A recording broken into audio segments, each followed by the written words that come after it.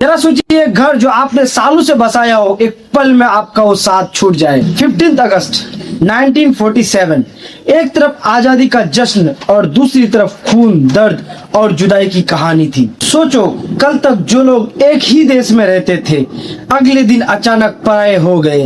लगभग 200 साल के अंग्रेजी शासन के बाद भारत को दो हिस्सों में बांट दिया गया, इंडिया और पाकिस्तान। इसे कहा गया पार्टीशंस। आजादी मिली, लेकिन इसके साथ आए इतिहास का सबसे बड़ा इंसानी पलायन। पार्टीशन से पहले यह भूमि सिर्फ एक देश नहीं था, ये अलग अलग राज्यों, सभ्यताओं और धर्मों का संगम थी। लोग साथ रहते थे अपनी पहचान के साथ, लेकिन धीरे धीरे राजनीतिक फैसलों और परिस्थितियों ने दूरियां बढ़ा दी। फ्रीडम मूवमेंट ने लोगों को एकजुट भी किया, पर साथ ही भविष्य को लेकर डर भी बढ़ने लगा। जब अंग्रेज ने डिसाइड किया कि अब वो भारत छोड़ देंगे, तब सबसे बड़ा सवाल था कि अब शक्ति हस्तांतरण कैसे होगा। अलग अलग नेताओं के अलग अलग विचार थे।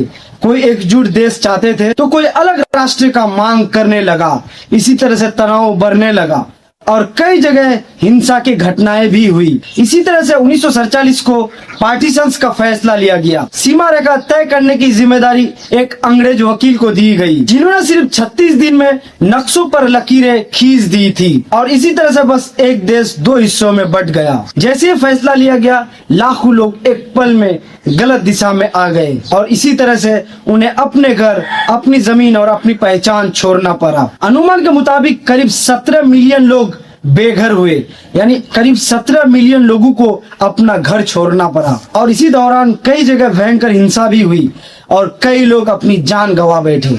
जरा सोचिए, घर जो आपने सालों से बसाया हो, एक पल में आपका वो साथ छूट जाए। ना कोई तैयारी और ना ही कोई रास्ता, सिर्फ दर्द और अनजान सफर।